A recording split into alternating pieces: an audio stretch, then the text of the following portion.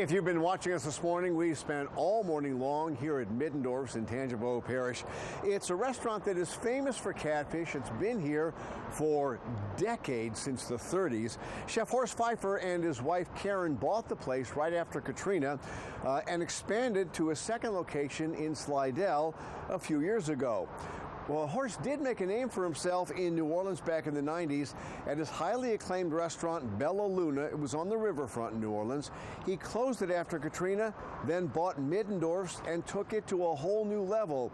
What you may not know about Horst Pfeifer is he's a true animal lover. When he and his wife Karen are not here at the restaurant, they're at their home in Tangipahoa Parish. It's a 30-acre ranch and an animal paradise. Everywhere you look on the Pfeifer farm, it's an animal lover's delight. He has all kinds of exotic animals, plus chickens, turkeys, ducks, geese, peacocks, and sheep. We came here at feeding time where the deer and the antelope play. And because he doesn't like to waste food, Horst spreads out food that was not eaten at his restaurants. So do deer like French bread? Yeah, they like it real toasted, when it's toasted nice. Really? Look, there's Alfred and Sebastian. Oh, look at that. He's got a whole loaf of bread in his mouth. Yeah. You have to be careful. You see this little horn up there? I do see those. They are even my friends, but you have to watch them. Have they ever butted you? No, better not, no. They're a little bit nervous since you're here. As soon as we walk off, then they come out. And how many deer do you have?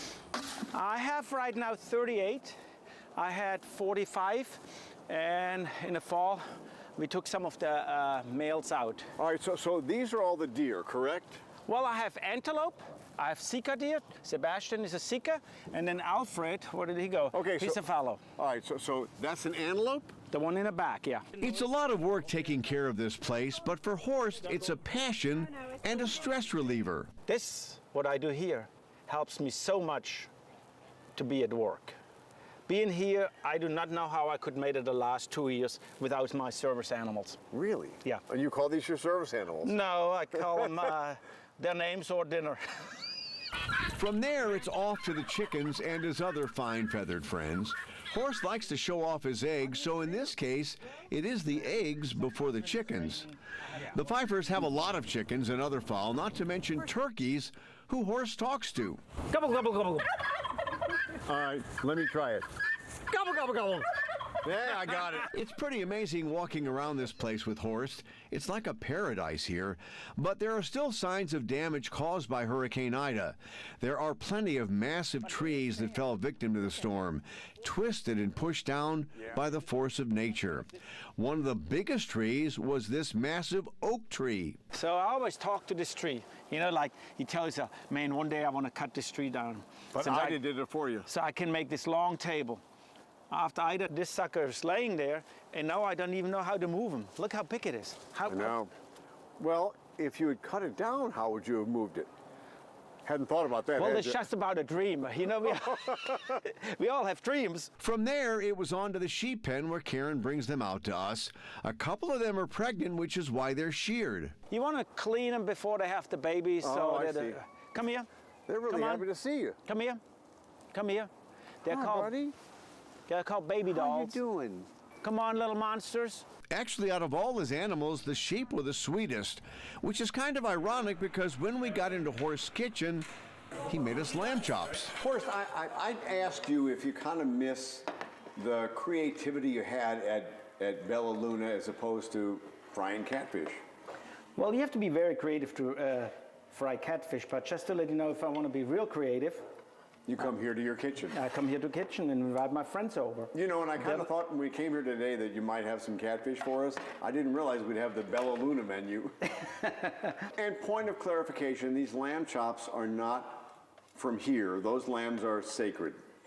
They're sacred. They're not going to be lamb chops. No, they're not going to be lamb chops. After a wonderful meal, we're back outside at the little beach setting next to Horst and Karen's house, watching the ducks and geese on the island in the middle of his pond. Well, Horst, thank you very much for showing us your paradise in Tangipahoa Parish.